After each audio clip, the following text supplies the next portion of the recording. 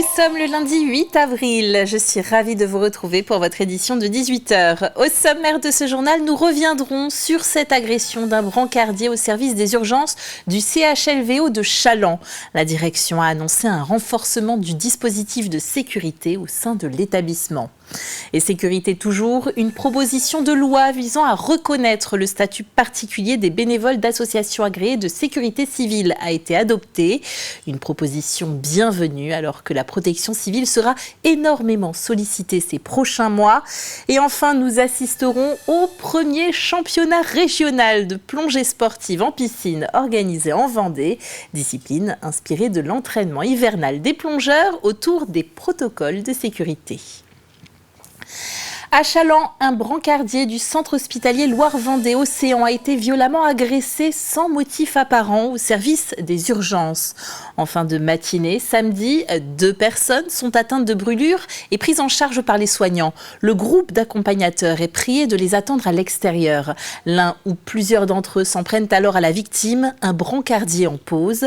Il est passé à tabac et laissé inconscient au sol par les agresseurs qui prennent la fuite. Atteint de graves lésions, il est hospitalisé dans un état sérieux, le personnel est sous le choc. C'est une incompréhension totale. Je dirais que l'ensemble de la communauté hospitalière est sidérée, choquée et dans une incompréhension de subir une telle violence pendant l'exercice de leurs fonctions. Nous sommes organisés pour répondre aux besoins des patients qui se déplacent aux urgences. Il n'y avait pas un afflux supérieur à ce qui est habituel pour notre service des urgences. Et je tiens à vous dire que les 2 patients arrivés étaient pris en charge au moment des faits. Notre collègue brancardier était de passage, tout simplement, et il a subi une agression lâche, très violente. Toujours hospitalisée, la victime a pu être entendue par les gendarmes ce dimanche. Une enquête pour violence contre le personnel médical a été ouverte par le parquet des Sables-d'Olonne. L'hôpital a porté plainte et s'est constitué partie civile.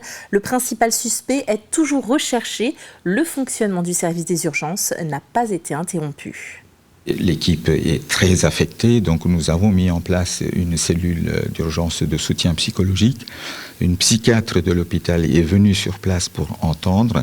Et puis nous-mêmes, nous avons accompagné les équipes et cet accompagnement et ce soutien est toujours d'actualité. Nous avons porté plainte parce que c'est une agression qui a été très violente.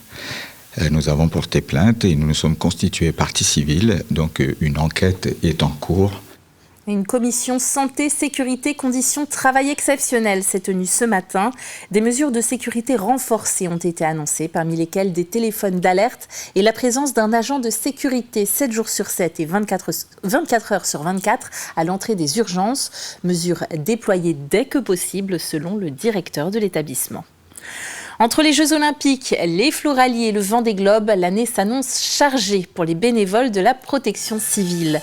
Une proposition de loi visant à reconnaître le statut particulier des bénévoles d'associations agréées de sécurité civile a été adoptée à l'unanimité à l'Assemblée nationale. C'était le 27 mars. Elle a pour objectif de faciliter et pérenniser l'engagement bénévole de sécurité, en facilitant par exemple l'absence professionnelle pour participer à des missions opérationnelles. Oui, l'idée est de favoriser l'engagement du bénévole avec son employeur, avec des heures de formation, avec le compte engagement citoyen. Il y a tout un tas de dispositions dans la proposition de loi qui visent vraiment à encourager ce bénévolat d'associations agréées de sécurité civile. Donc c'est inédit pour nous et c'est une vraie reconnaissance pour nos bénévoles. Cette proposition de loi doit maintenant être examinée par le Sénat. Il porte des dispositions qui sont importantes. D'abord, une meilleure reconnaissance des bénévoles. Le label pour des entreprises aussi qui contribuent en employant des secouristes d'avoir cette espèce de gratification. Il y a aussi des aspects fiscaux pour des particuliers, pour le mécénat aussi d'entreprises et une charte de déontologie. Donc il y a un package qui est très très intéressant qui permettrait, je trouve, s'il était définitivement adopté, je pense qu'il le sera vraiment, après l'Assemblée, le Sénat. Je pense que du coup ça devrait donner une très très belle reconnaissance à tous les bénévoles de la protection civile. Les membres de la protection civile regrettent néanmoins que l'un des amendements sur le financement du modèle économique des associations de sécurité civile ait été retiré du projet de loi. C'est nouveau en Vendée, la possibilité de faire soi-même son propre spiritueux. Un atelier d'une durée de 2h30 dans une micro-distillerie de Saint-Gilles-Croix-de-Vie le permet. Des ateliers pour des groupes de 14 personnes maximum, chaque vendredi dès la fin du mois d'avril. Et la distillerie n'aura plus de secret pour vous. On va proposer une distillation à partir de l'eau de vie nature, à 30 degrés. Les personnes qui viennent ont la possibilité de choisir parmi plusieurs botaniques. Alors on a 3 grandes catégories de botaniques, les épicées, les fruités et les herbacées. On avait vraiment envie de partager la distillation, ce plaisir de distiller auprès du plus grand nombre. Et ça coûte 110 €. Et vous partez avec 2 bouteilles de 50 centilitres d'eau de vie. Et l'abus d'alcool est dangereux pour la santé. Alors, parlons d'eau. La Vendée, une nouvelle fois placée en vigilance jaune vague submersion. Vigilance concernant les marées hautes de ce lundi 17h34 qui atteint un coefficient de 109. Attention, demain nous serons à 112 et 113. Alors aujourd'hui, des rafales de vent jusqu'à 105 km/h sont prévues, formant des vagues hautes et puissantes. On garde donc bien la vigilance. Et la mer, c'est bien, mais l'hiver, la piscine est sans doute plus confortable. Les plongeurs bouteilles ne s'y trompent pas et perfectionnent leur technique en bassin pendant cette période de l'année. Une discipline est ainsi née. Ce week-end se déroulait le premier championnat régional de plongée sportive en piscine organisé en Vendée. Notre reportage au multiplex aquatique du pays de Saint-Gilles avec notre naïade Alix Lanos. Les plongeurs s'élancent sous les encouragements de leur équipe pour cette épreuve individuelle de 50 mètres immersion. Le but, être le plus rapide, mais également gérer son parachute. C'est un moyen de sécurité en plongée bouteille à la base. Du coup là on l'a converti en une épreuve sportive. Et donc le but c'est de gonfler son parachute le plus rapidement possible. Au milieu de son sprint, on doit l'accrocher à un poids au fond de l'eau. Et ensuite on doit prendre notre octopus qui nous donne de l'air, le rentrer dans le parachute, le gonfler et il sort en surface et nous on finit notre sprint. Apnée, nage avec palme, passage de cerceau, la récente discipline de la PSP, plongée sportive en piscine, combine aspect ludique et performance sportive. Rien à voir avec la plongée en milieu naturel, que la plupart pratiquent également.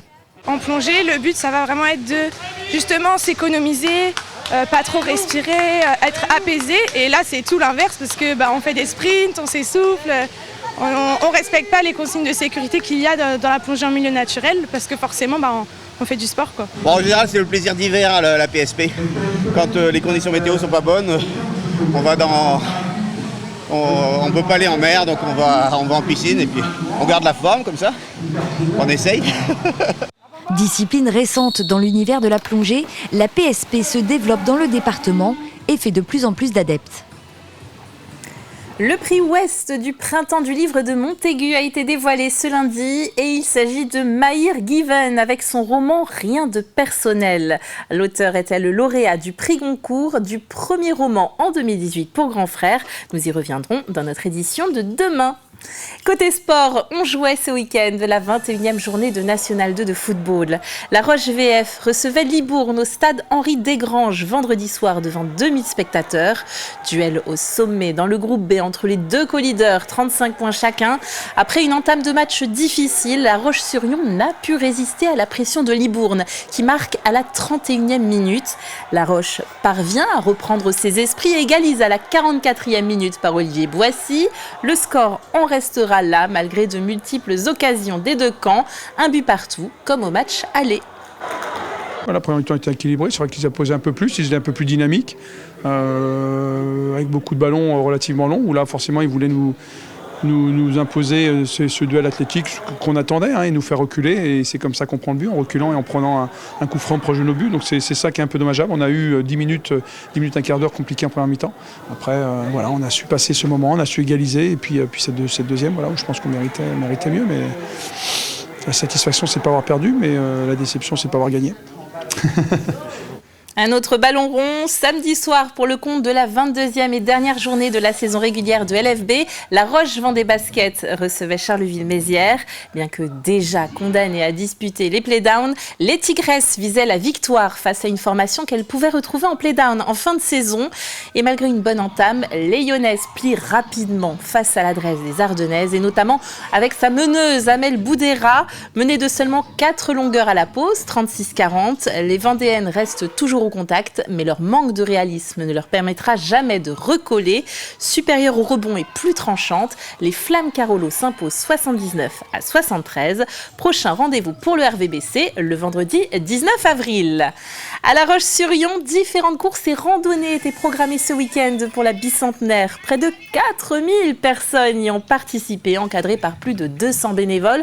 Alors très appréciée, la course disco du samedi soir, 5 km 7 déguisée avec des passages dans des endroits animés de la ville. Et dimanche, la course phare de 10 km a distingué le vice-champion de France, Romain Mornay, qui peut gagner sa place au JO de Paris. On l'écoute.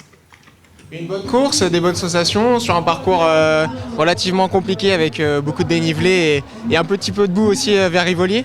Donc il fallait réussir à gérer tout ça, tous ces paramètres-là, sans se blesser, sans chuter, et c'est ce que j'ai réussi à faire, donc plutôt satisfait. L'idée c'était de partir avec le groupe de copains aux avant-postes, sans forcément faire le boulot en tête de course, de laisser faire entre guillemets et puis d'accélérer progressivement à partir du 5-6e kilomètre. C'est ce que j'ai réussi à faire comme l'année dernière au final.